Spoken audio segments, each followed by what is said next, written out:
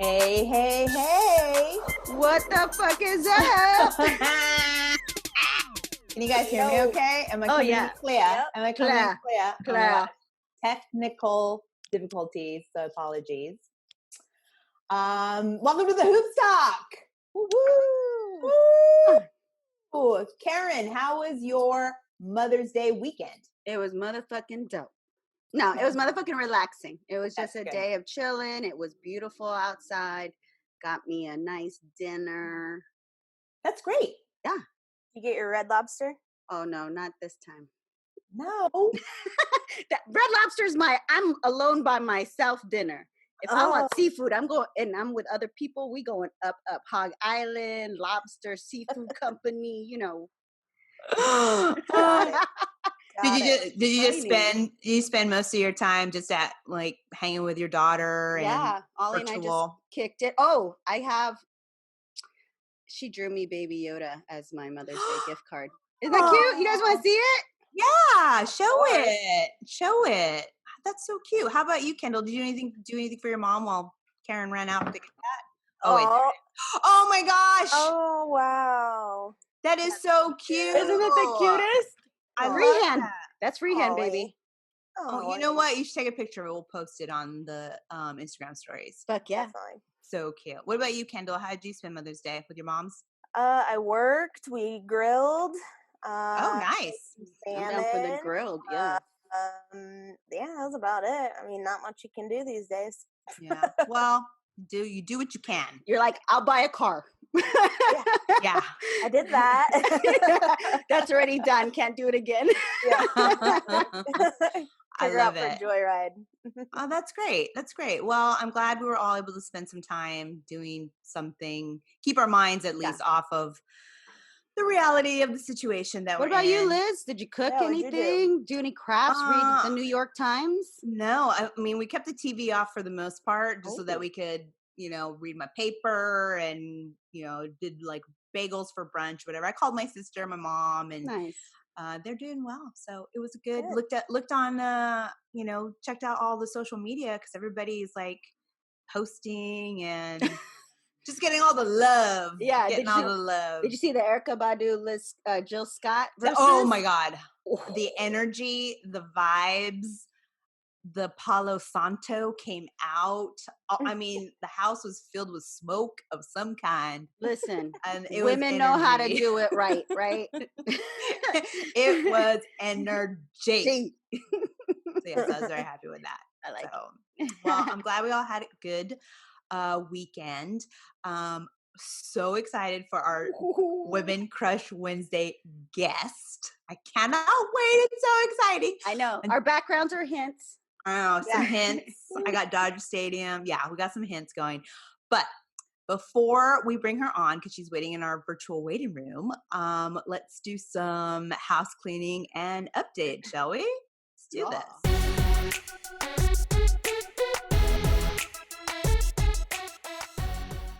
Okay, so for our house cleaning, as always, please subscribe or like and review us on Apple Podcasts or Spotify or Pandora, wherever you listen to podcasts. We will be there, I promise.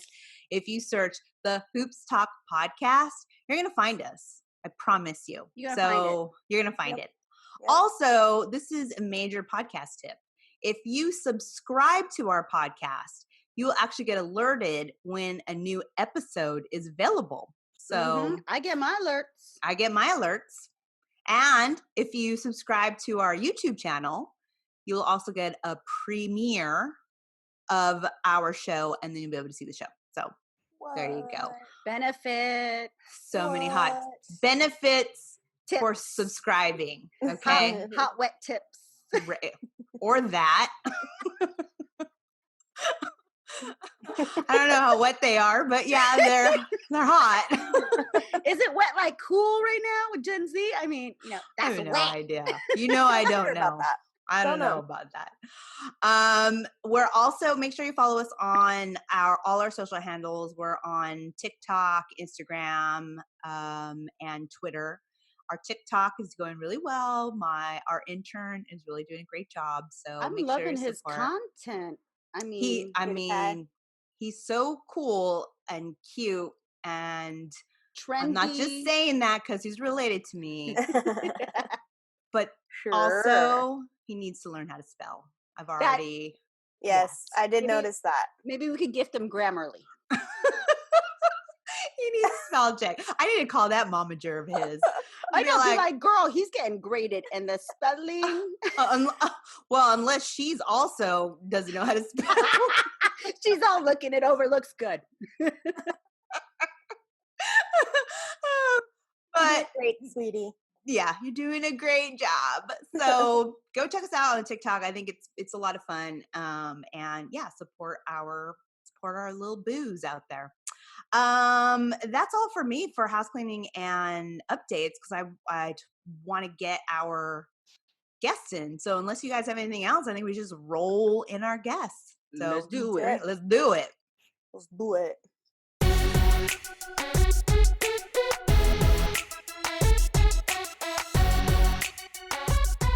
Hello, Marysol Castro. Welcome to the Hoops Talk and our Women Crush Wednesday segment. Woo! Hi. I don't think I've ever been a woman crush before, so I'm very excited to pop my Oh, woman wow. crush What? cherry.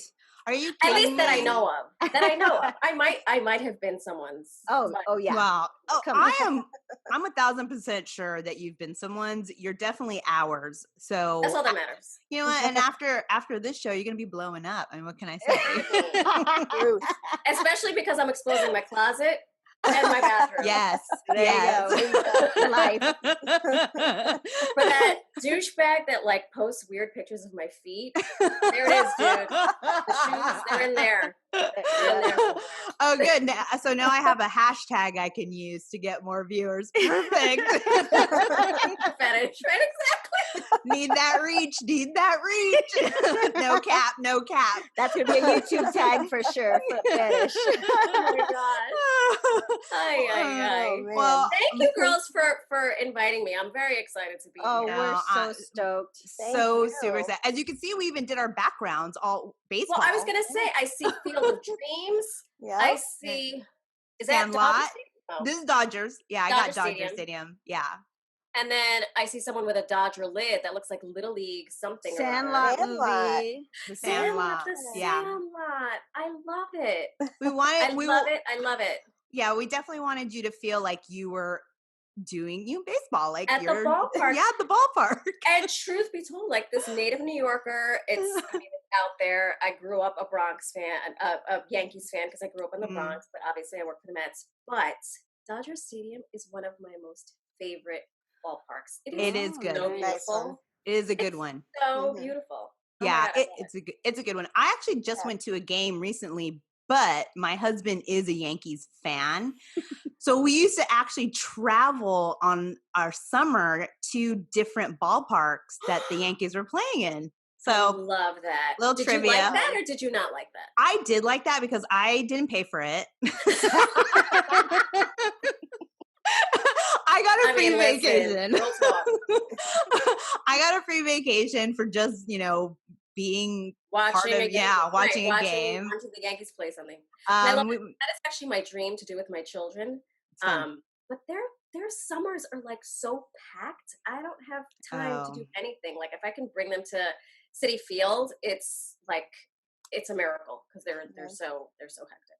Well, I mean, I'm sure they would have fun there, though, wouldn't they? Oh, for sure. They do. They do. When Yeah. they come to the ballpark, they sit in the control room. I can bring them down to the Nice. clubhouse. They sit in the booth with me. Lucky. That's cool. No, I want to die and come back as my kids. Oh,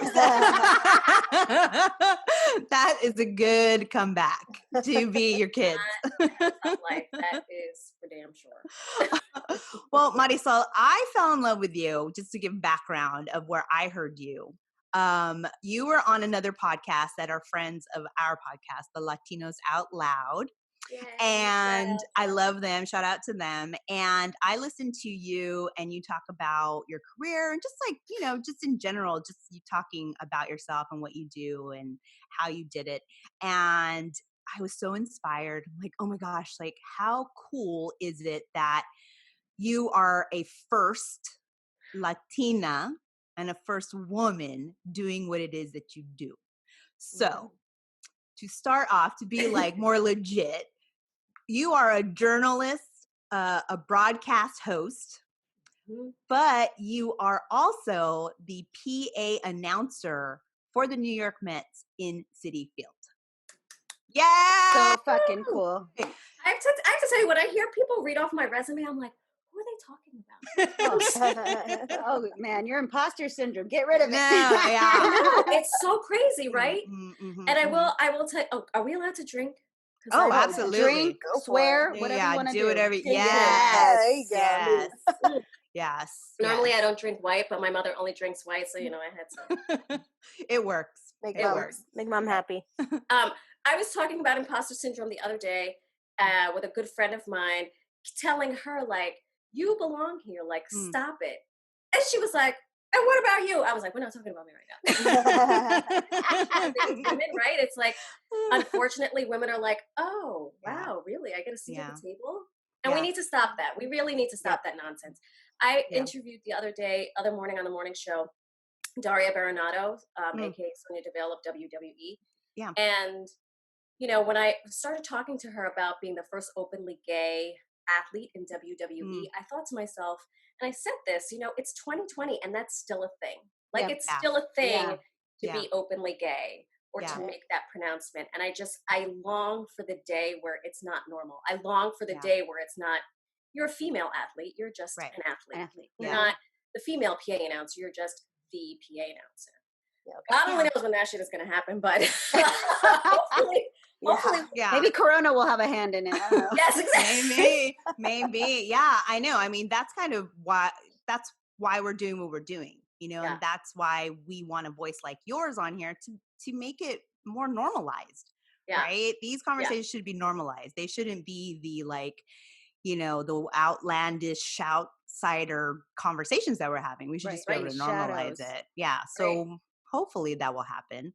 But your career has been one, I mean, I wrote it down because I just thought it's very much inspiring to me. And it's just because I don't know, there's an eclectic, there of course is the focus on journalism, but just the way that you came to where you're at now, it just makes me feel like, okay, it's okay to be diverse in your background. So this is what I got from Wikipedia. Oh, this I can't wait to hear. It also makes me younger on Wikipedia.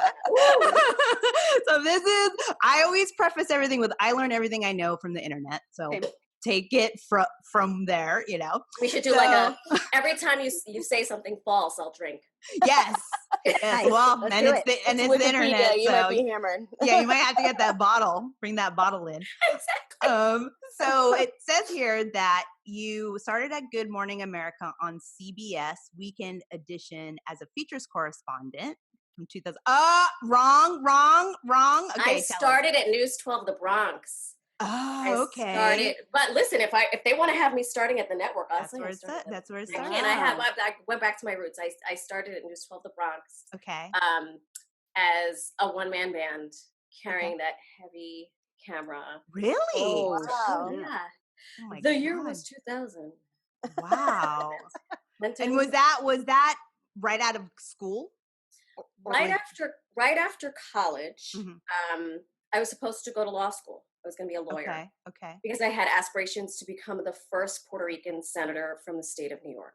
Oh, wow. And wow. That's a good one. And clearly that never happened. But I taught high school English for 3 years in Brooklyn and coached girls varsity volleyball to a state championship, I might add. Oh, whoa, congrats. But so I knew I wanted to go back to school to do something, and I always loved writing. So I ended up at the Columbia Journalism School. Of course, my family was like, what are you going to do with that degree? And I was like, I don't know, figure it out. And I'm nosy. I'm just naturally nosy. Very and cool. I read the newspaper every day, but I didn't watch television news with any regularity at all. And if I did, my cousin and I would watch to see what the anchors were wearing. And I don't like that lip gloss. Or, I love that lip gloss. Terrible, but that was the extent of my broadcast watching. And upon graduating, I was incredibly lucky that I was at the right place at the right time. I was at the Puerto Rican Day Parade with my cousin and my sister, and we were watching a News 12 van set up a live shot. Yeah. And I kind of said out loud, "Oh, it's so nice not to be a one-man band." And this woman heard me and she said, "What do you know about that?" So I gave her the spiel. "Oh, I just graduated from Columbia, the Columbia Graduate School." And she said, "Oh, do you have a reel?" And I said, "Oh, yeah. And she's like, "Well, here's my card. Nice. I'd love for you to meet my news director tomorrow." That was a Sunday. I had graduated the Tuesday prior. Wow. I had been drinking from that Tuesday to that Sunday. Because J school is fucking hard. Like, anyone watching this who wants to go to J school, hit me up. I will tell you, you will cry every day, but it is so worth it. So I looked at my sister, my cousin. I was like, I don't have a reel. I need to go. I had to make one. Fake it till you make it. Exactly. Get it. Yeah, so get it. I ran back to 116th and Broadway. I slapped together a demo tape, and my friends were looking at me. They're like, "Mari, if you get hired with this piece of shit you're putting together, you give us hope." And I was like, "Watch me." And the next day I was offered a job. Wow. So, but the thing is, I didn't think I was going to be on air. I thought, okay, I'm going to work at News 12. I'm going to write. I'm going to be a producer, because that's why I got into the business. I wanted to write. And so I went out the next day. I shot a piece, blah, blah, blah, blah, blah. And the news director wanted to see what I had put together. And he looks at it and he said, "Well, where's your stand-up?" And I was like, "I told you, I will make your anchors superstars. I will produce the hell out of this thing." And he's like, "Are you even wearing makeup?" And I was like, "No." He goes, "Go find some makeup." So went into the newsroom, and to this day, she's still one of my dearest friends, Ida Siegel, who works for WNBC. She was like, "Girl, just put on some lip gloss, concealer, mascara, shoot your stand-up in the parking lot." And at like 6 o'clock, there was my story. And my mother called. I didn't have a cell phone. She called the newsroom. They were like, "Marysol, your mom's on the phone." And I was like, "Oh, great." And I never looked back. I was like, "Oh, I kind of like this." Wow. So that's cool. It was News 12, Channel 11, then Good Morning America. Okay, Good Morning then America. CBS. Then CBS. Okay. Then I said, to hell with broadcast journalism. Really? What? Well, yeah, I was going through a very acrimonious divorce. Oh, and I was like, it was Mhm. very icky and soul searching and all the rest. And then I was broke, because it turns out divorce is really expensive. For some. Yeah. For this pendeja right now. Should have went to law school.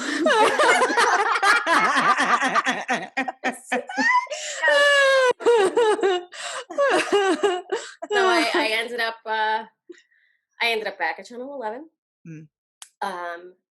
Then at ESPN. And what's so funny is that at every stop I had in my broadcast career, I always pushed for sports stories for no particular reason. I grew up playing sports. My brothers, my sister, we all played sports, and growing up in the Bronx, we played stoop ball, like we played wiffle ball. That was our thing. And so I guess it was this strange, like, the white matter in my brain was preparing me for something. I didn't know what it was at the time. And so at GMA, I got the moniker of Sporty Spice, because I would push these stories, and they'd say, like, I'd say, "Dude, we need to cover the Super Bowl." No one wants to. People who watch morning television don't care about the Super Bowl. I'm like, yes, they do. Or we need to cover the World Series. So I realized, oh, let me find someone hot. Yes. That the moms at home. Yes. So my producer was like, "Hey, do you know who Tom Brady is?" I was like, "My bags are packed. Where are we going?" They know more. Yeah. And so that was, we slowly, started to ease in at the feature stories of sports. And I remember the year we covered the ESPYs, and they were like, "Are you sure this is going to be a thing?" And I was like, "Oh, you're an innovator." Yeah. You're like, I don't know about that. But then when I got to ESPN, I was like, oh my God, I don't know shit about sports. Because ESPN is like, it is the mecca of sports nerds. Like, everyone there lives and breathes it. And I was so fortunate to work there That's good. It was only a quick 3-year stint, but I still am friends with everyone I worked with, and it was magical. I mean, I met Prince Harry, for crying out loud. What? Dang. Girl, I was there when they met. I was there when they met. That's a big deal. At Invictus Games in Orlando. What? Take a deep dive down my Instagram, and Okay. you will find that shit. Excuse me, that should be on your wiki. Yes. It's sitting on her wiki as we I'm speak. editing That right now. needs to be, yeah, we need to edit that into the Edit wiki. it in. I mean, If that's big I have time. too many pictures on my camera roll, otherwise like to hold it up for you. But yes, it was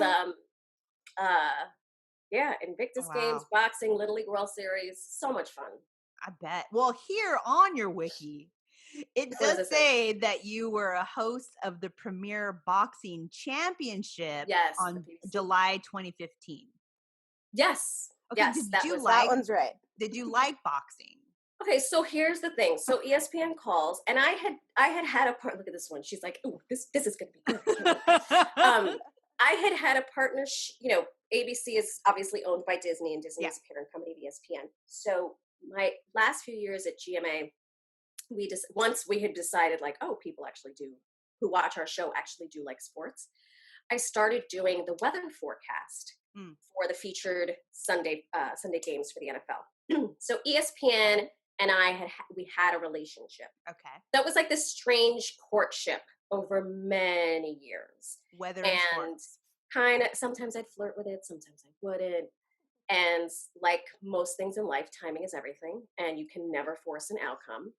And so they literally were like, we have this opening, we want you to come here, and you don't know what you're getting yourself into, especially for someone like me, because I think with ESPN, though they have a deep bench of like sports geniuses, they also respect just people who are journalists, who question why, who are not afraid to be on camera, who are not afraid to, do live interviews with bedlam all around them. And I think that's what they saw in me, because when I did weather, I was literally reporting from the eye of the storm sometimes. So they were like, oh, this girl can talk. Well, there are like 60-mile-per-hour winds, so let's give her a shot. Wait, you've actually gone into yeah. Wow. My first hurricane, my producer had to tether me because I was literally, they were all afraid I was going to get blown away by the wind. Yeah. 110 pounds soaking wet. Oh, yeah, I believe that. It was like, it was awful. It was you don't bathe for days. That's a story for another day. Right. But when I went to ESPN, they were like, they put you through the ringer. You literally meet everyone at ESPN, including the janitor, in the span of 8 hours. They feed you a celery stalk and a protein bar, a glass of water, and they're like, okay, you have 5 more interviews, go. Oh, wow. And so at the end, they're like, so this is for boxing. And I was like, gee, why didn't you say curling? I mean, if ever there were a hole in my swing, I was like, boxing? Now, I'm fortunate that my parents grew up, when I grew up, they watched boxing. They loved boxing, but it was always on so late, I fell asleep. Right. So I knew like who the usual suspects were, but I was like, you know what? I can totally do this. When Good Morning America hired me, I had no weather experience, none, but I studied it. Well, it was my job, but I studied it because that's just how I'm hardwired. I need to understand why things happen the way they do. So they said boxing, but we also want you to do the Little League World Series, which I was like, oh my God. Little League World Series? That's fun. And then like special events. Okay. I was like, done. And my first fight, I was so excited because first of all, you get dressed to the nines. Boxing fans are barbaric, but they're lovable barbarians. Okay. If that makes sense. And boxers and their entourage are so cool. Like, I don't know if you girls have been to like deep in NBA world or NFL world or any of these, the entourages are like, stop. No, you can't, I'm sorry, you can't talk to him right now or whatever. Yeah. Boxers, I mean, I would literally be in the hotel breakfast bar getting Cheerios next to like a middleweight champion, and he'd be like, oh, skim milk or almond milk. Like, they're just they're so lovely, and they're just very engaging and lovely. And my first bout, I'll never forget sitting in the corner and, feeling like splatters on me or whatever. Yeah. And one of my producers was like, "Well, you've arrived." And I looked, and I had sweat and blood. And I was like, "Yes." Blood, sweat, and tears. Yes. It's so disgusting, but it's so cool. Like, my sister would be like, "You're gross." You're so gross. Wow, that But, is. you know, you're literally front row seats. Wow. And Yeah. you were able, and you like could talk about. I mean, I assume. I mean, I'm saying Yes, because, and here's the thing, and this is what I tell particularly girls who are looking to get into sports journalism. I'm lucky that I started in news, because in news, you tell a story, you observe something, and you essentially tell, this happened, then this happened, then this happened, and you're watching it with your own eyes. And the same is true of sports. You know, in boxing, you know, I wasn't doing what Teddy Atlas does, which is he was literally doing play-by-play, but I could see what was happening. And then when I, you know, when the producers came to me and I had my 30 seconds, I basically gave a recap of what I saw, and then I could interview his corner man or, you know, his manager. And so, truth be told, I also studied it, because I was like, I'm the only chick. Again, I was the only woman on the broadcast. Yeah. The craft services person wasn't even a woman. Whoa. But I was fortunate that they all took me under their wing. And I would ask, you know, who is this? They'd sit me down. They'd tell me everything they possibly knew. If I asked for any sort of research, oh, check out this fight. Oh, he fought this person or this person, because they wanted me to win. You know, they didn't want me to sound like an idiot, or so they were very, very supportive of me and very cool. And I was very fortunate that way. And the same thing with Little League World Series. I mean, it was fantastic. I mean, I worked with Aaron Boone. I was like, wow. I saw you in 2003 when you hit that homer and you saved the day, and we all yelled, "Boo!" You know, and he's like, and now I'm tossing to you. I was like, oh my God. Well, I mean, I love that you were in a supportive place, you know, where people wanted you to win, because that, I mean, I guess for the most part, once you're in it, once you can even crack in it, right? I think sometimes just cracking the door and being ready to get in it is most of what keeps you what the roadblock is. Yeah. And then it's all the other naysayers. I mean, I also think, you know, like, what other people think of me is none of my business. And on my very best day, I can practice that, no problem. And on my worst day, I'm like, these motherfuckers. You know, like yesterday, I just Las Mayores, which covers this, they're sort of the Spanish-speaking arm of MLB. They were very, very kind, and they interviewed me about my experiences. The first PA announcer and first Latina PA announcer, and they put together this great segment, blah blah blah. Yeah.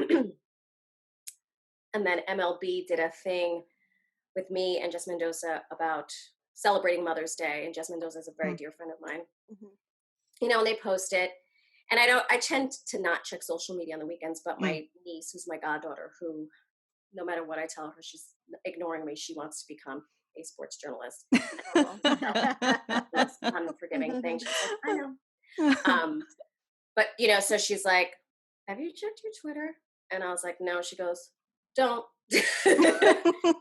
And it was like, you know, the trolls, and I was just like, come on, man, it's Mother's Day. Give me a break, you know. And then she's the one that's like, what other people think of you is none of your business. And I was like, you're absolutely right.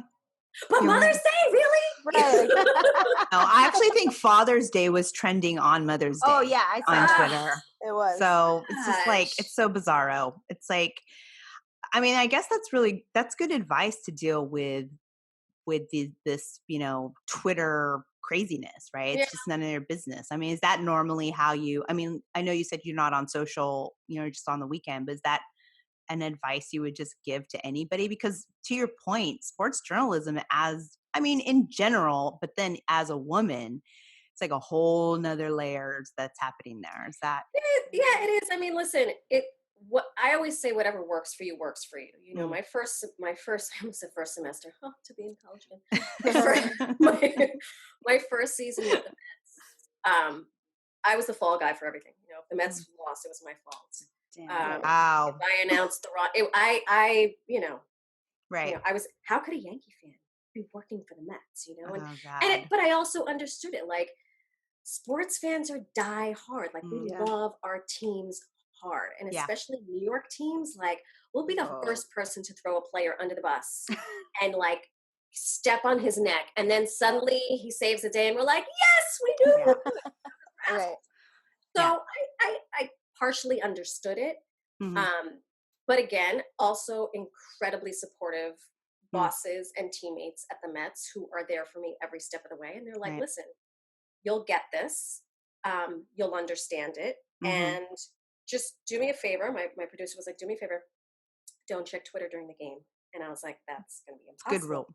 Yeah. 9 innings is a long time. Baseball, although it's my first love, is a long fucking game. Long Yeah. game. And so we did this thing where I'd say, all right, I have a clap back, so I'm just gonna text it to you, so at least I can get it out of my system. I do that all the time. I type it out and then I just delete it. Yeah, Just you don't delete it. respond. Just delete You don't it. have like a running tab of your. No, I get it all out and I write a novel. Some of them will be like plus like 500 characters, and I'm like, I know Twitter. Even if I wanted to send this, I couldn't send it. It's in the red, but it's okay. But I'm like, I'm just gonna keep writing, and then I just delete it. You should keep it. You should keep it and one day publish it. I'm telling you. Ooh. Not a I'm bad telling idea. you. Yeah. You should do it. You should Or do it. Kindle's clapbacks. Your Yes, Twitter handle. exactly. With a K. Exactly. Clapbacks with a K. Clapbacks with a K. So, I mean, this is actually, you're talking about the Mets, and that's, you're a PA announcer there. How does this, your resume then lead you to what I would think is a dream job? Because I have no idea. Again, no idea. Were you just at a parade? Yeah, you know what? I like that. You were in the bathroom. I was at the Thanksgiving Day parade this time. In line for some wine at the stadium. Ran back to do Yeah. I think it goes back to what I was saying earlier about, every broadcast job I ever had, I always pushed for sports stories, interesting sports stories, always looking for the woman who accomplished something, the Latino who accomplished something, the Black, anyone that didn't get their due stage to tell their story. That's the story I was looking for. And honestly, here's the story. I mean, this is, and I will give you the quickest version I can possibly give you. 3 summers ago when this happened, I was in between jobs. And when I say in between jobs, I was broke. In Puerto Rico, we say pelao, which means hairless. Like, you're so broke, you don't have any hair on your head.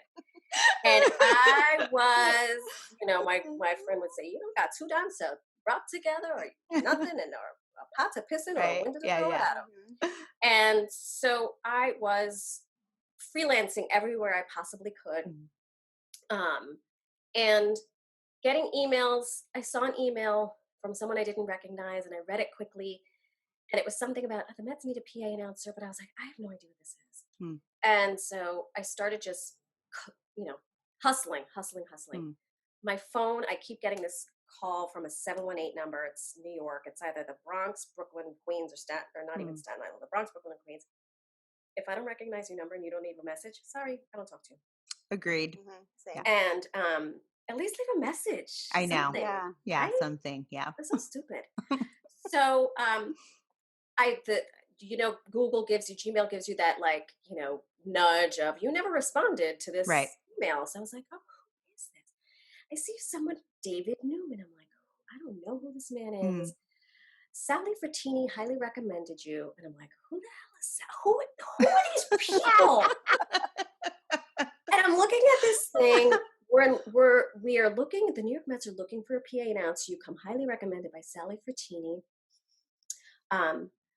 Joe DeVito will call you. Please let me know if you're interested. And I was just like, what? And maybe not even the PA announcing was in there. I was literally I had also just shot a pilot for a show that I thought I was going to do. Mind you, with no money. I got these 20-something-year-old kids from Connecticut. I gave them food And they shot my pilot and they edited it, and it was fantastic. Nice.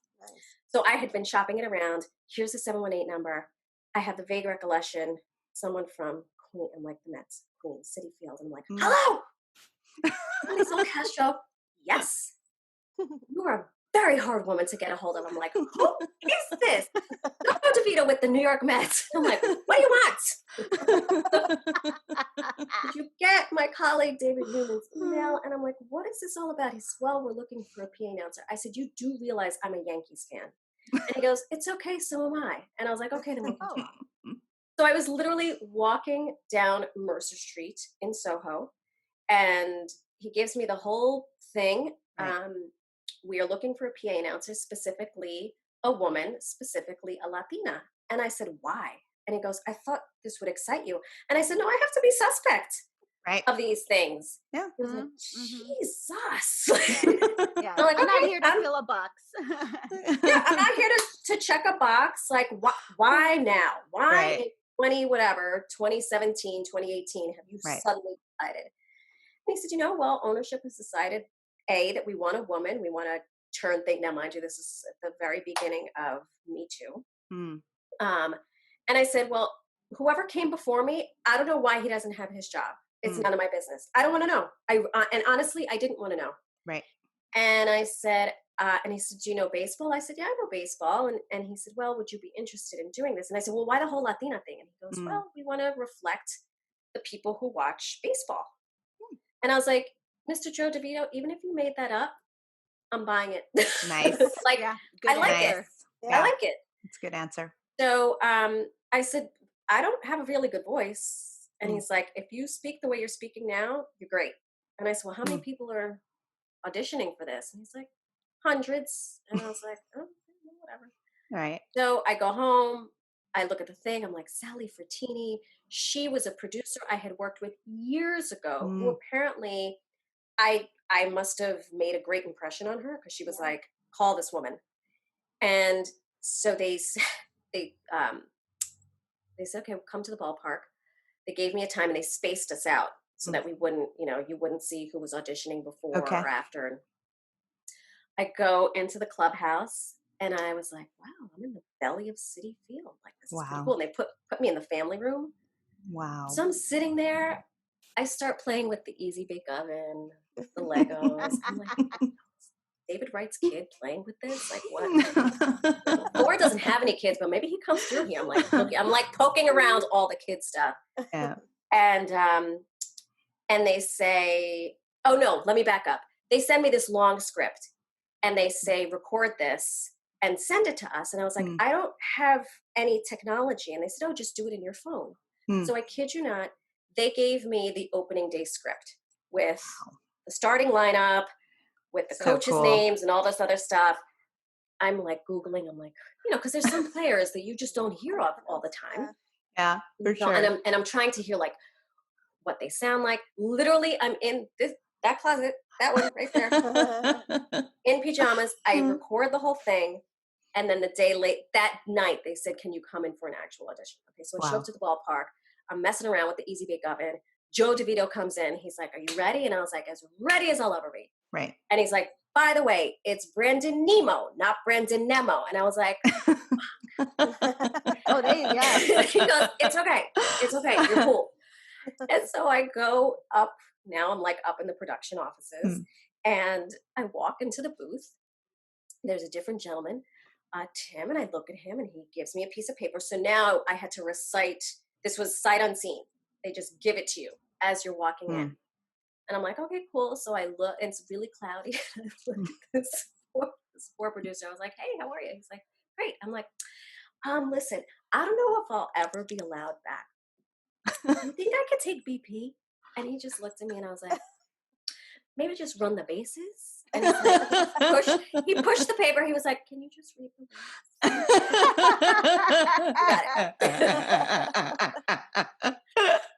Sometimes you get to sit in the PA booth at a major league ballpark. Yeah. Like in the best seat in the house.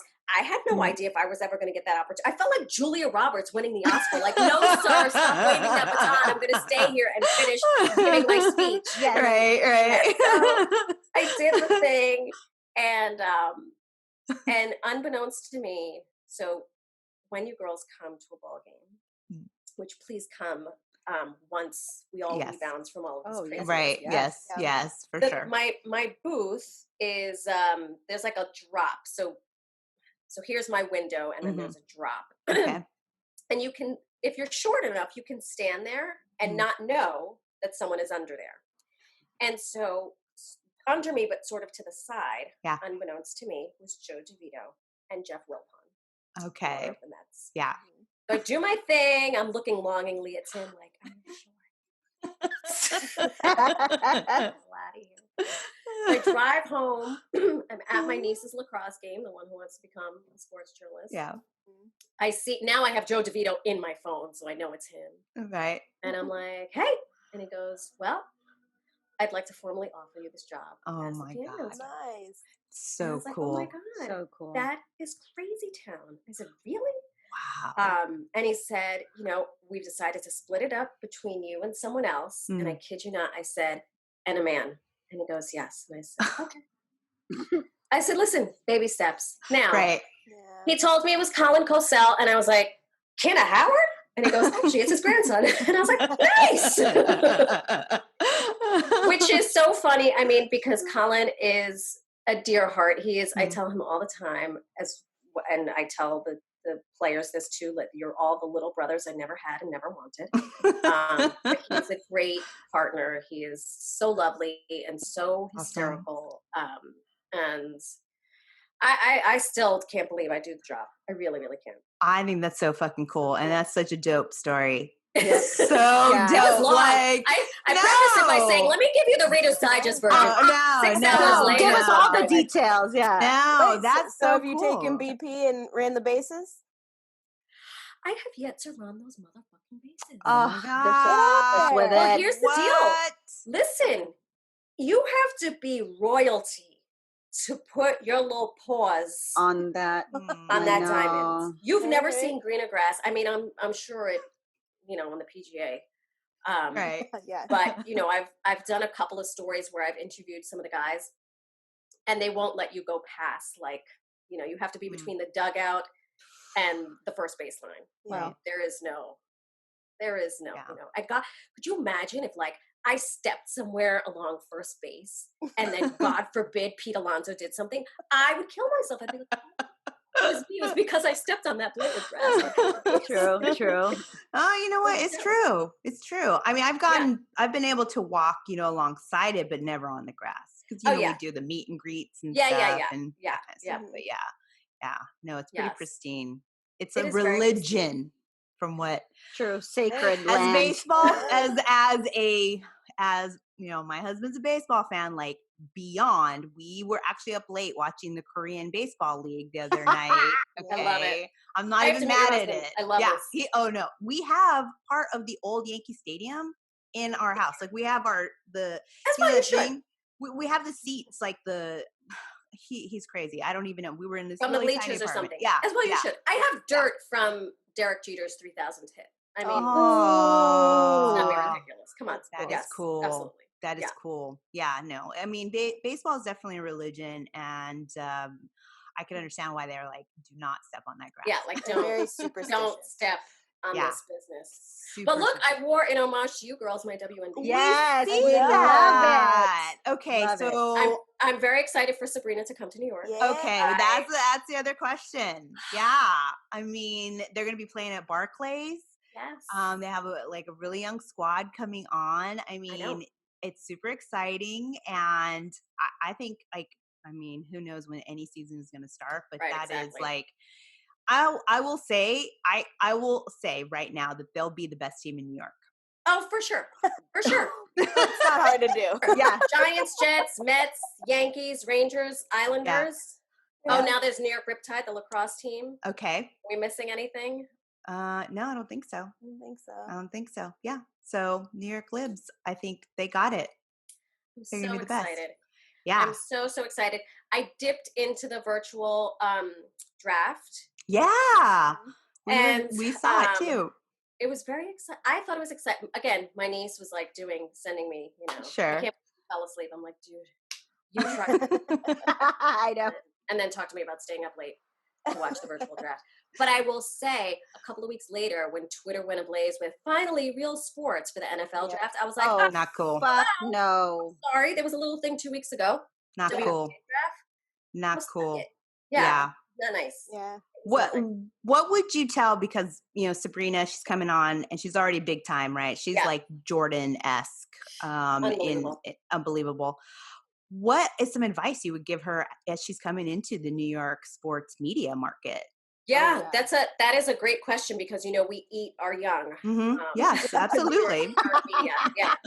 New York media, we eat our young. Yeah, you guys are really bad. She's got a great head. She has a great head on her shoulders. I mean, she really does. The fact that she could go deliver that speech at Kobe's memorial service and then go hit the hardwood, like she can compartmentalize, which I think is the name of the game when you are a sports superstar in New York, because it is, as I like to say, the center of the universe. I know I'm biased because I'm a native New Yorker, but I think she just needs to keep her eyes on playing the game, and make friends with the people that are covering you. That's smart. I'll tell you, it's and that's not to say like greasy, let's grease one another's palms, but I admire the women who cover Yankee baseball, Mets baseball. Number one, they see the game so crisply, so clearly. They have had an uphill battle like you cannot imagine. I mean, I've seen news conferences where they're just like, fighting for their lives. But they, they're our champions. So I would tell her, know who's writing about you, and know their name, know their face. And sometimes they're going to be nice and sometimes they're not going to be nice. But like I said earlier, like, we love a good comeback story. Not that she's going to need a comeback, but you know what I'm saying? Like, it just, I think when you know your competitor, then they don't seem so big, bad, and monsterish. Right. Yeah. Because I would say in New York sports, I lived in New York for about 8 years and my husband's from there. So in the baseball world, I would think someone that is really good at the New York sports media would be someone like Derek Jeter, because he was just like the king of New York. He was the king of New York, but he didn't suffer fools, and he still doesn't suffer fools, like hot. I mean, I did meet him. Oh, I want to spill some tea. Spill it. After his rookie year. I can't believe I'm telling this story. Please, we're gonna put it in your wiki. Let's just say, if this ends with like a fruit basket, I'm gonna be very happy. The reason I'm not Mrs. Derek Jeter, no, it was not that salacious. It was after they won, and my best friend at the time was like, "Girl, he hangs out at the China Club." So we went to the China Club. I was a teacher. This was after they won in 96. And it was a Wednesday night. I had like a first period class. I was like, I cannot be staying out late. And she's like, well, let's just see if he comes. So we were there, blah, blah, blah. And I'm like getting bored. And she's like, oh my God. And walks Derek Jeter. It was like the flock of humans. Like, oh my God, Derek. Yeah. Right. And I just remember thinking, God, he's really tall. And so he did his lap, and he was Derek Jeter, like what you would expect him to be, this awesome presence, right? Right. And so my girlfriend is like, should we? And I was like, no, we should do nothing. Nothing. I was like, I've been here before, please. And so I end up going to the bar. My girlfriend, some guy is hitting on my girlfriend, and I'm just like, I'm literally like, I got first period class. I have 18 senior boys that I need to, knock senseless. And because I knew at the China Club, I was not about to start talking to him about, oh my God, that amazing catch, or what do you look at coming down the line? Like, are you looking at the stitches? What is your vision? Like, I'm not going to do that with him. I'm not going to talk. He's not going to look at me and say, oh, this chick wants to know about what pitch to buy avoid, or Yeah. so I kid you not, I turn around, I don't even remember what drink it was at the time, and there is a man that looks like a handler, and he's like, Mr. Jeter would like to buy you a drink. And I was like, I said, that's very Oh. sweet of him, but I am not a sycophant. And I kind of try to shimmy my way around him, and I go, and by the way, sycophant is someone who's obsessed with someone, and that is not me. I walked around him, and I said, we got to go. Oh, Who was man. that guy? And I was like, nobody, we got to go. Marysol. So I that could needs to have be had in a drink Wiki. given to me by the one and only Derek Jeter, Man, but I didn't want to go out like that. Man. You are better than me. I know. Liz wants that fruit basket. I've been like, oh yeah, give me my roses while I'm here. Wow. Yeah. I'm sure you have like a million stories of people you've like interviewed and places you've been, too and many. so, I actually dug up when I wear this shirt frequently. Yeah. But I dug this shirt up when I was at GMA.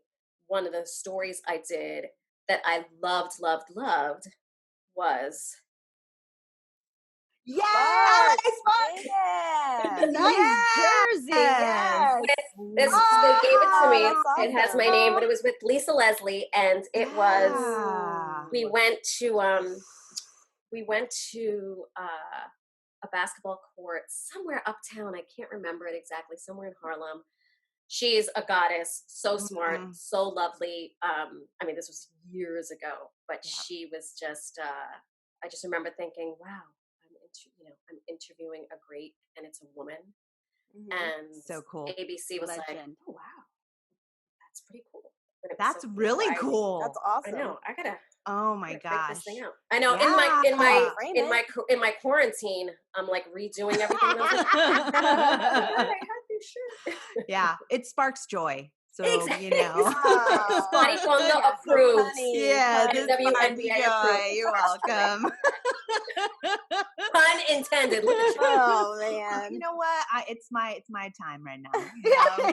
I love highlight. The caffeine's kicked when the caffeine kicks. Well, I do want to talk a little bit about Somos on Air, because I think that's a really important initiative that you're producing and that you're putting out that content. And I think it just really adds to your Wikipedia page. If you talk, all about the Wikipedia page.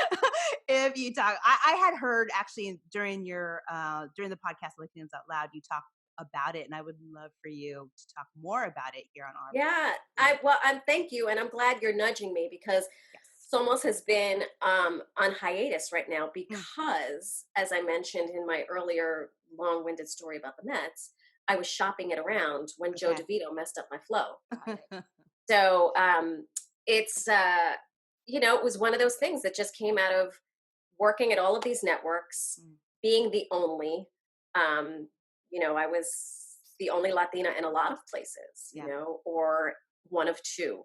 And it always drove me nuts. And so I went out of my way when I would cover stories, whether it was a hurricane or a sports figure or anything really. I would go out of my way to find a person of color, interview, and just pull them out of the whatever role the media had put them in. And so it really drove me nuts. It drove me nuts that there were so many really talented Latinas that weren't given a chance, weren't given a shot. I mean, there are horror stories of, do you want to change your name? And I'm like, change my name to what? That same news director that was like, put on some makeup. He said, I think you should change your name to Marysol Castro. And I was like, what? I can't. So I was just like, and my mother, God love her, Miriam. She's like my champion, and she's 83, God bless her, and she has seen me through the ups and downs and the things, and she would say, like, I don't understand. You went to private school on a full academic scholarship. You went to Wesleyan. You went to Columbia. you are so qualified. Why do you get passed over? And I was like, I don't know. Like, what can you do? And I think as women of color, Yeah. at some point you're like, is it me? Yeah. Is it not me? Yeah. But is it really me? Yeah. And so swearing that, because I was always like, Mommy, I just have to work harder. I just have to work harder. I have to work smarter. I have to work. Yeah. And I was like, well, shit, I'm working harder and smarter and harder and harder and smarter. And I'm broke. I have no job. Like, so I was like, well, I'm just going to do this myself. Yeah. And I literally just, I was fortunate that I had the know-how of everything. News 12, Channel 11, ABC News, CBS News, ESPN.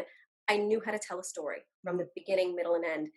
Because I went into it being a writer, I knew the writing portion. Because I learned how to produce, I knew the producing part. I knew what I wanted the end result to look like. I just don't know how to edit. Like, there's a reason that there's an Academy Award for editing. Sure.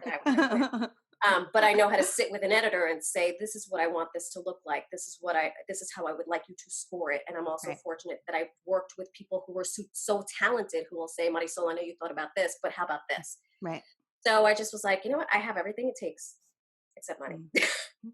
And my mother was like, why? Don't let money stop you. Just, you'll figure it out. And I did. I very, very was so lucky. I'd freelanced at an ABC affiliate in New Haven. And I met this kid, literally a kid. And I was like, you're too talented for this place. I know you need to be somewhere else. And he's like, well, what are you doing? And I said, well, do you have friends who know how to shoot or edit? Like, what do we need to do? So I told him the concept. He's like, are the Latinos we profile going to be as hot as you? And I was like, hotter. Give a 22-year-old white boy from Connecticut a hot Latina and some food and wine. Done. Perfect. Done. So it was. I was very fortunate, and so I did the pilot. I did the first episode, and then the Mets happened. But I think, like many entrepreneurs, you have to figure out how is this thing going to sustain itself. Yeah. Many years ago, when I said I was done with broadcast journalism, it was the same thing. I had been fired from CBS News along with all my other co-anchors. And someone said to me, well, what do you want to do? And I said, I never want to do weather again. And I said, and I would like to create a bilingual talk show. And this was in 2013. And he said to me, then let's do it. Yeah. He was my manager at the time. And it was literally one of those things where I just went, my mother always says, when everything else fails, you do what you know how to write. So just take pen to paper and do it. And we shopped it around. The concept was it was a talk show. And the two hosts were fluent in English and fluent in Spanish. And the natural cadence of the conversation was going to be, sometimes you throw out a Spanish word. Now, if you walk down any street in New York, and I'm sure in Chicago or Miami or LA or any city that has a Latino population, you will hear words in Spanish. And so that was how I envisioned the talk show. I will not tell you all the ugliness that ensued after that. Sure. However, NBC picked up the pilot. Okay. They flew me and the cast out to LA to shoot this thing for a week. And in the end, I lost out to Meredith Vieira. And I was like, you know what? If I got to lose to somebody, I don't mind losing to Meredith. I knew her, and I was like, she's a great journalist. I get it.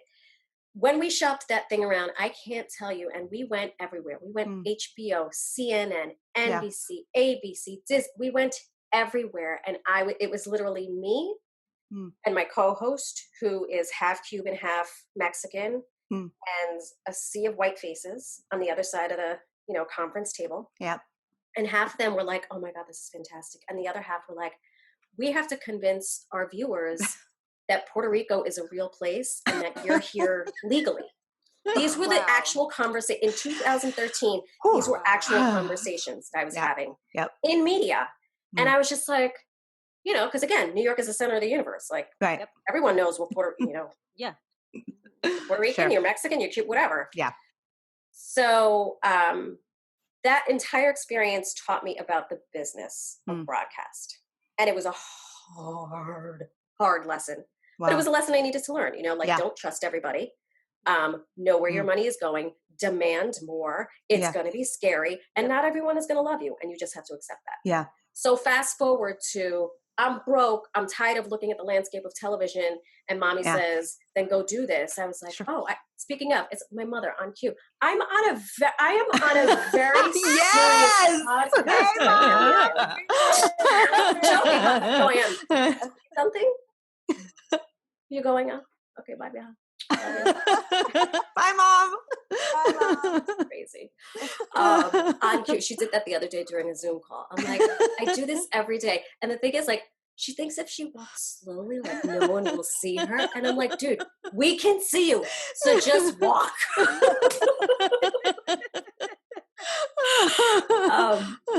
So anyway, so to answer your question, I would like to, now that I feel like my footing is a little bit more settled, right? I say footing is settled because shit is never normal. Like it just isn't. Like if you're waiting for every piece of your life to be exactly as it should be, you will never get anything done. Yeah. But I have money in the bank and money is coming in. You know, before it was like money was going out and nothing was coming in. And I was like, oh my God. Right. How many more peanut butter and jelly sandwiches can I make for my children? Right. So now I'm reminded of it again. And, you know, all the places I've been, you know, you always, and this is something else I tell folks who want to get into this business, regardless what happens to you, like I was fired very unceremoniously from CBS. I could call any one of them that worked there. Well, no one that I worked there with is still there, but you know, you maintain character and integrity. I've always done that. You know, even the stupid news director who told me to change my name, right? Or the executive who was like, "What can we do to make you look less chica chica?" Wow. I've handled every. Oh, we'll have to have a part two. Look at this one's face. She was like, Yes. Oh, wow. But I've always handled myself with integrity. Sure. You know, and when I have, you know, there were a couple of times where I've flown off the handle because I'm just like, you just get so outraged. Yeah. And I've gone back and I've apologized. I don't apologize for what I said. Right. You know, I apologize for the way I maybe delivered the message, but I'm not going to apologize for being born exactly who I am. Right. And wanting more and wanting the absolute best. Right. So, you know, I think having that slew of experience, the good, the bad, the ugly. Sure. You have all these relationships. And the name of the game is, what's the distribution platform going to be, right? So back in 2013, there was not all of this. There weren't podcasts. There weren't, you know, a show could live literally anywhere, which is great, but it's also scary, right? It's not just the big, you know, the 5 big networks. It's now on Hulu. I was like, what channel is this? Right. I've never heard of this channel. Constantly. Which, you know. Yeah. So I still, you know, in the meantime, while I'm still trying to put pieces together and to figure out what the show looks like, because every 6 months that I wait, technology changes. Sure. The way we consume information changes. So I have to adapt to it. Absolutely. That being said, when I do the morning show, I very transparent. I'm like, I'm like Issa Rae. I'm rooting for all the Latinos. You're going to see a Latino in every story I do. Yep. And even if he's not Latino, I'm going to pretend he is. You know, here's Tomas Brady. No, you heard Tomas Brady is going to Tampa Bay. Yeah, exactly. Hey, it makes sense. A-hole bloody Gronk. Right? It makes sense. No, yeah. I will continue. If you need someone to continue to push you for Somos on Air, I promise I can be that person, because I think we need that. And I think that I would, you know, it doesn't matter if there's a million podcasts. If there's 1,000,001, that's even better. You know, everybody, there's something for everybody. You're doing what you're passionate about, and you're just putting content out there. And, you know, like you said, technology changes. You could be on Quibi. You can pitch it for Quibi. You know, some 5-minute little yeah. When we went on lockdown, we're like, oh, let's use Zoom to record this. It was just like, okay, you know, we couldn't go to the studio, so we made the studio happen. And, you know, I think that that's the spirit that drives us. And I honestly believe that's the spirit within you that makes you our woman crush, because we see that. These are my heart eyes. What is it on there? Woman Crush It's true. Wednesday. It's true. I mean, and we were doing Women Crush Wednesday because we're like, let's celebrate women in sports. We have to. I mean, We have sports, to. yeah. Yeah, because Why we not? will. It's just It's a good we place have to to. be. It's We stupid have to. not to. It We really, have really to. is. No, but wait, where are each of you? You're like spread across the globe, right? Well, Right now we actually, are. yeah, right now Yeah. we're like 3 points. I'm in LA and Kendall, you're in I'm in Utah right now. Utah. I know. Utah. Yep. Weird. And Karen, you're in San Francisco. San Francisco, yeah. But normally Liz and I are usually in LA. Yeah. You really are spread out. We Yeah. are. We are. Holy smokes. Yeah. And our guests like you're in New York and Yeah. they are all over the world. Mhm. Yeah. And so Look at you Yeah. girls. I mean, doing we're it. leveraging coronavirus. I Oh, mean, for come sure. on. Are you kidding me? Corona. I know you're in your house. You can be on this show. I know you're not busy. I know. Don't pretend. Don't act like you got somewhere to be. You can't be nowhere exactly. right now. And on top of it, we're all social media like directors and managers. So we're like, we know where to find you. Yeah. Stop. We know what you're doing. We We know, know how to what stalk you're you. doing. Your Okay. Snapchat location right here. You're on your couch. Exactly. Oh, we know. We know when you did it. We know how you did it. We know where you Oh, at. God. You guys should have jobs in the CIA too. Right. I mean, it's very similar to the Yep. FBI doing what we do. Well, so. when you were like, can we do this at 8:00 Eastern time? I go to bed early. I always have. That's just, and I was like, oh God, 8:00. But I said the same thing. I was like, 8:00. I may be like bathed because I get up early for the show. Right. But I don't know where to be. Some mystery date that I don't have. Like my kids are self-sufficient. Like I'm actually shocked they have not come through here. We've been pretty lucky. And I think for the most part, it's like we just like I think during the day is when we know people are busy, especially if they have kids because of the homeschooling. Right. So other than that, like I said, you got the time. Marysol Castro, we love you. Yeah. Thank you Thank so you much. so much. And congratulations on everything you do. Oh, thanks. Congratulations and keep up doing everything that you're doing. Oh, thank you so much. Thank you. We Yeah. love you. Thank you. Don't be a stranger. We'll have you I will on. do. Keep us posted. You're at I will. Marysol Castro. Is that what are your handles? Twitter is at Marysol Castro. Instagram is at Marysol Castro TV. Okay. My son just got me a TikTok account. Oh, I don't use it. follow us. I will follow you, but I don't know anything about TikTok except he does Okay. that Dance challenges. Okay. Yeah. ratchet. That's the only. Okay, that's a start. That's a start. Oh, I'm showing every bit of my 45 years. That's okay. You're good. And then Somos on Air. Almost on air, which I need to resuscitate. It's there. Okay. I have not done anything in forever. Well, you got some social media managers here, so let us I know. I feel like I'm failing class right now.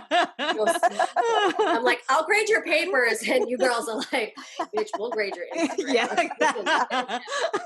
Although I just got verified, so I'm feeling. Oh, look at you. Wow.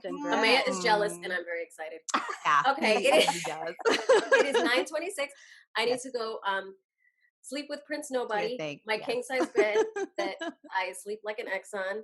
This was the best lullaby ever. Thank you. Thank you. Thank you. We'll be in touch. Thank you. Bye. That was Awesome. amazing. So cool. Oh my gosh. So cool. That was so cool. Thank you, Marysol Castro, for coming on for our Women Crush Wednesday. We're going to take a quick break and we'll be right back. Oh, what a show. Awesome. She's incredible. Fucking badass. I mean, we got to start planning our New York trip. That's all I got to say. That's done. Well, yeah, we do. Yeah. Dates are flexible. Activities are planned. Yes. Liz for sure will figure out where we eat. The Met, I guess we're seeing the Mets. You know what? Get that vaccine, Fauci. We need to Get go to New York. I need that vaccine. I need that vaccine. New York. Well, moving on as we normally do. I know we have a couple of things to talk about for sports in the age of coronavirus. So I know this is pretty tight. It's a tight one today, but I think one of the main things we should talk about is The Last Dance. I really feel like that's a big the one. last 2 episodes. Yes, because I have thoughts and feelings, and I want to know what you guys are thinking about this. Okay. Well, let's hear those feelings. Well, I think that Michael Jordan is so petty, and I think he's an asshole, and I think he would have a spite store. He would have several spite Oh, for stores. sure. He would have like He would Mall have his of the World spite stores. Oh yeah, and he'll have his troll accounts more than KD. Oh yeah, no, like he Burner like accounts. that because that one coach Carl didn't talk to him at the dinner table, and he was like, "Oh, that's how it's gonna be. I'm gonna murder you now on the court." You know, you're just like, bro, maybe he had like explosive diarrhea, and he had to go leave the restaurant, and he couldn't talk to you. God, why is everything like a spite? It's like you need to chill the fuck Hey out. man, whatever motivates you. I guess It Like, motivated him to win a championship. That's so, true. I mean, that's true. So, Kendall, if I could make this podcast the number one podcast in the show, but it would mean I'd punch you in the face, you'd be cool. I'd take a punch. Damn, that's a teammate right there, baby. Hey man, it's one time. I'd do it. Can I at least take my Get- glasses off? Get on my level. Yeah. Can I take my glasses, glasses off for when you sure. do it? Yeah, don't get those shards in your face. Well, I mean, I don't think he's exposing anything that people didn't already know about, right? That he is someone who has this sort of leadership that is not nice and not to be a nice person. He's like, I'd Yeah, rather win it's than not- be nice. Yeah, it's not everyone's bag or tea. That's you know? not my bag. Yeah. That's not how I manage. But again, I haven't won a championship, and he Right. has. So okay. Yeah, and you've heard that Um, about Kobe too. You know, maybe not to the extent of Jordan, but there, it's not like he was sugar and like a cup of sugar. Yeah. Right. True. The other things that were highlighted in this episode was, his father's death, which I remember that Yeah. vividly. I Mhm. remember that vividly. And I remember how the media really spun it to be a conspiracy for like gambling and stuff. So it was kind of fucked up how the media did that. It's like, didn't leave him remember alone. His right. dad Doesn't even make died. sense. Shit. Come on. Like, take a break. Yeah. That doesn't even make sense. That like the commissioner is going to tell the face of the league to retire because he doesn't want to suspend him for gambling. It doesn't No. even make sense. It doesn't make it's sense. so stupid. It doesn't make sense. And also, I mean, they love money. Why would they do anything Right. that would stop them from getting money? Yeah. Right. You love money. He's the face of your league. People come to watch him play. Yeah. Like, oh, and you're gonna it doesn't, none of that makes sense. 0 cents there.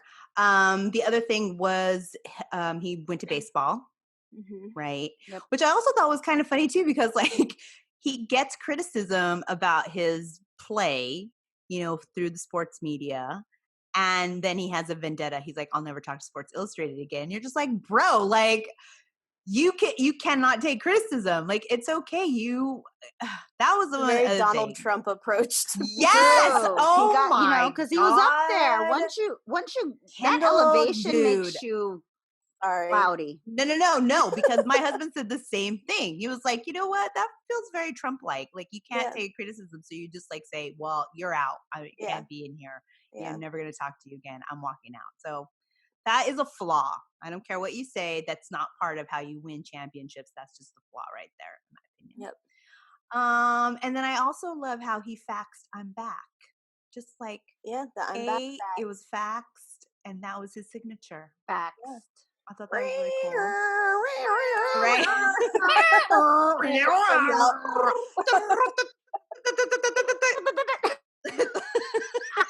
I'm back. The Gen Zers on this Sound call are like, effects. what is that? That was a fax machine. And then Space Jam. Because Kendall, you had built a video. Oh yeah, I Yeah. love that The one. Jordan Dome. talking about the Jordan Dome, and they mentioned it in this past episode that they built the first They screen. didn't go into a lot of detail on it though. No, you did. Y'all did. Yeah, we did in our video. Yeah, like for how sure. it was basically like Hollywood's biggest club. Yeah, There were stars waiting in line to like get in. yeah. Halle Berry, Will Smith, Kevin Costner, you name it. Like Clint Eastwood. Yeah. All these people. Queen Latifah. Nuts. Wow. All wanted to go to the Jordan Dome. Welcome Is it to still the there? Jordan Dome. No, it's gone.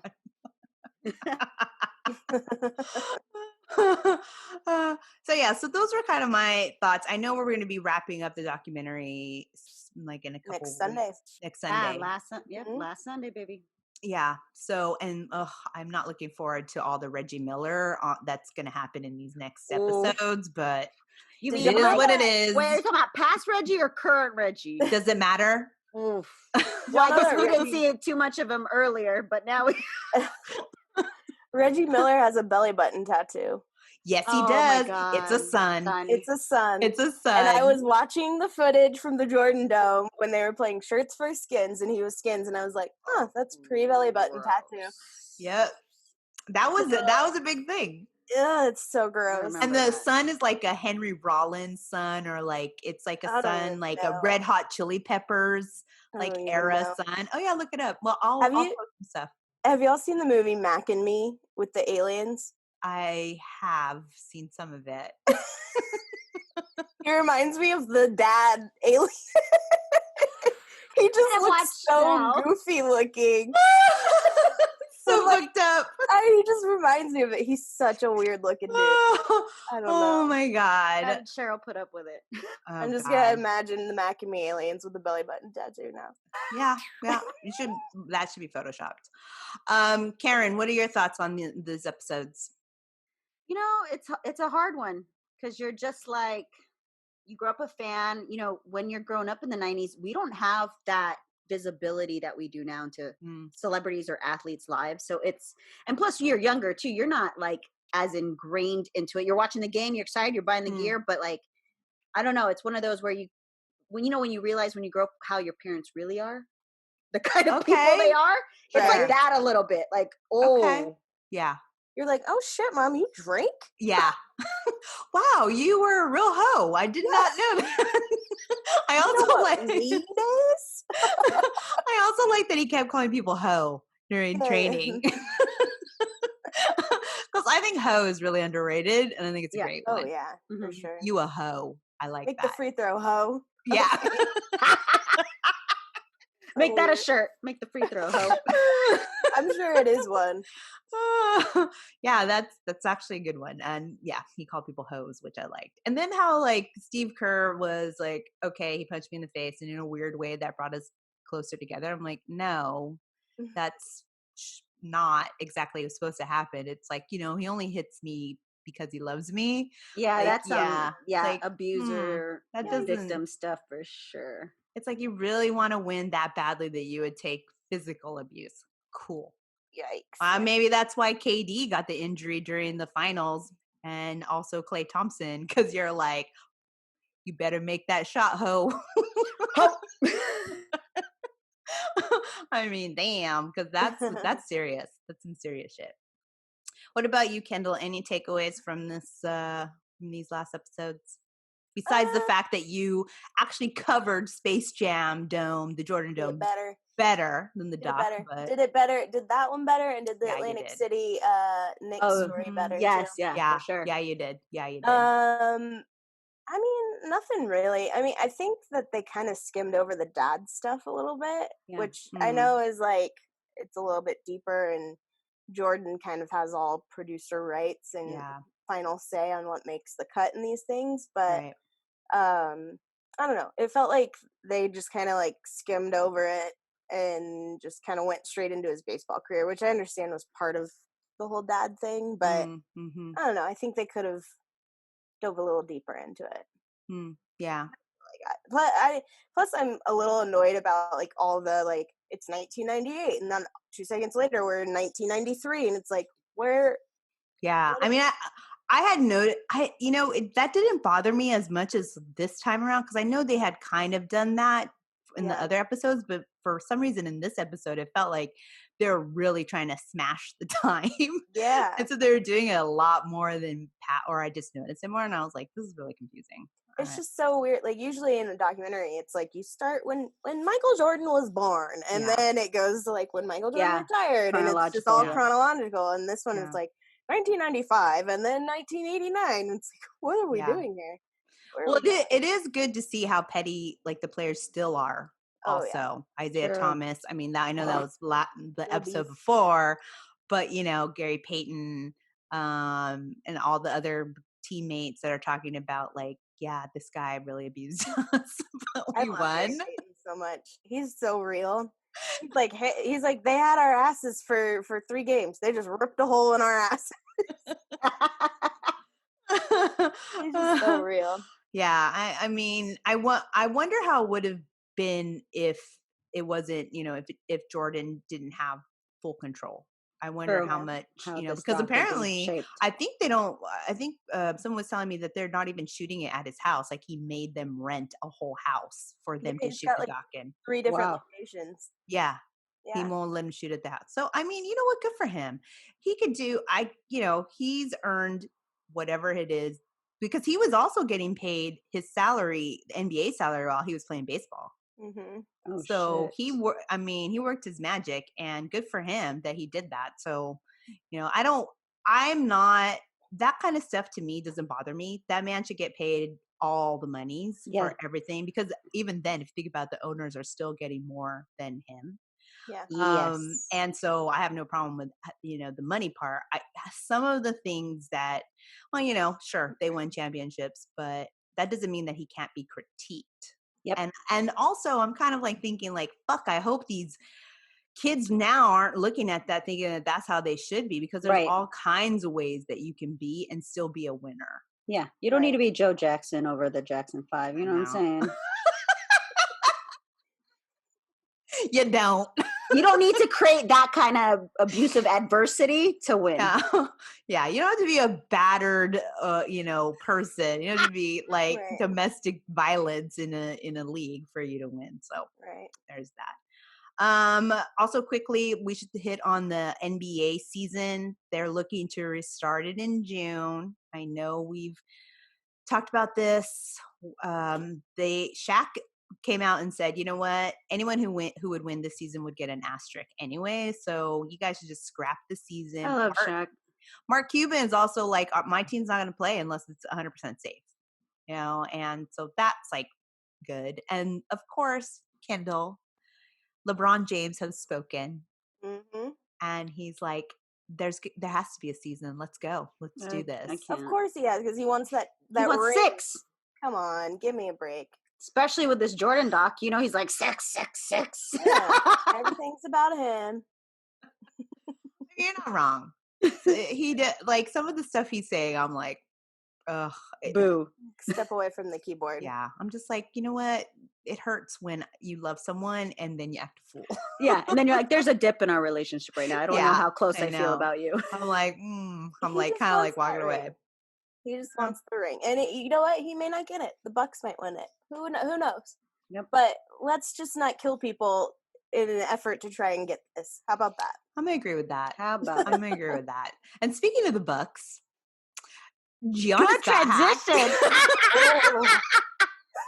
Good transition. Giannis's Twitter got hacked, and it is glorious. Well, the lesson there is too, his bank account and other things got hacked because he uses the same password. Wow. Oh God. It's like 1, 2, 3, 4. it's just his last name. Yeah. Oh my God, if it was his last name, that's a good one. Because it probably passes all the length, the different letters. They're all, is this an encrypted password? He's all, it's my last name. They're like, actually, this is too long of a password. It's strong. Well, he got hacked. I can't read all of these tweets. I have some screenshots, but some of them were just funny because he's like, LeBron James hired a hitman to kill me, and fuck Kobe Bryant. Like it says that in the tweets. It's terrible. So I don't know if they ever got to the bottom of who did it or Yeah, why. they did. I thought Oh, they did found they? this Tell little me. white boy and What? yeah, some teenager Gen Zer hacked into his shit. Oh man, his was going nice, and then one day he's like, "I'm gonna hack into Giannis's thing." Oh, but he got into his bank and everything too. The same person. I heard there was more Wow. than just this. There was a few accounts and his bank account. But why even fuck around with your, what you're doing by going public on Twitter like that? Notoriety. As a hacker too, he can get a huge job this way in tech because he knew how to infiltrate Giannis's accounts. Oh man, great. Facebook is like, oh, come work for us. No, more like the Trump administration. Oh, true. Yeah. Say, great, come work for us. Change our passwords. Yeah, he's like, "Sir, why is your password Trump 123?" Well, you see, It's the most beautiful password. it's the biggest, bigly. It's the bigly password. The bigliest, beautifulest password you'll ever see. Telling you, we're the best. It's 100. Ugh. So yeah, so John's got hacked. That was pretty funny. And then I don't know. You guys got anything else? I just have that timeout. Do it. Do a timeout. We haven't had one in a million. It's Karen, funny though. take it away. What's timeout. his face? Joe Budden, whatever he pronounced. Joe Budden. Shit. Yes. And say his tweet about, Seattle needs a basketball team. Motherfucker. This Okay, like, bitch. I don't understand how you don't know the Seattle Storm. Like, I don't understand. They're fucking champions, dumbass. Yeah, like, I just don't understand. Like, Sue Bird, like, I don't understand. Did Sue Bird respond? I don't think she did, but other people did. Like tons of people, GIFs of like the Seattle Storm. Yeah, and we did. Our account did. It's just bizarre to me that, I mean, also, like, I think Jordan did some like thing in this past episode where he's like, "Oh yeah, I heard so and so has a good team." Like UConn. He said something about UConn. Yeah, yeah, and he's like, "Yeah, I heard UConn has a good women's." Yeah, I rolled team my eyes at that. And I'm just like, it's funny the things he decides to cut and not cut. Right, he has full control, and he would let that slide. And I don't know. That's why you keep having people like Joe Budden, who's I'm not a fan. No. He's not for me. I'm not a fan. I don't give a fuck. No. So you opened your mouth and then it's like, well, you can rest in your grave, bruh. Yeah. So foolish. So foolish. Well, thank you for that timeout. I think we're ready. We're ready to close this bad boy. For sure. I gotta go to the bathroom. I had 3 different beverages. Good Lord, right now. And you can see my camera's gotten darker. Okay, we're wrapping it. We want to thank Marysol Castro for coming on as our Women Crush Wednesday. We love you. Thank you. Thank you, everyone, for listening. Make sure you subscribe and review and wash your hands and your ass.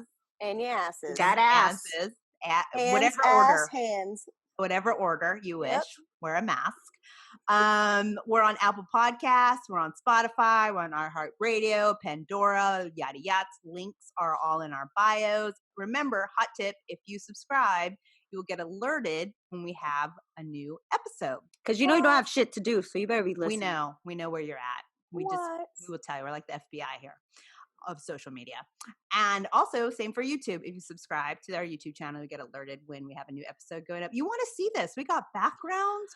We have facial expressions. Yeah, it's great. Marysol's hot. Yeah, and you'll get to see her, her background, like her actual living quarters. So, get to like zoom in to some of the things she has in her closet if you want.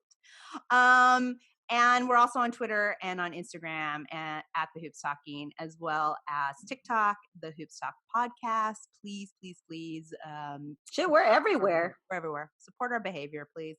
And Karen, as always, how you want to keep it? Sweaty. And We out. Later.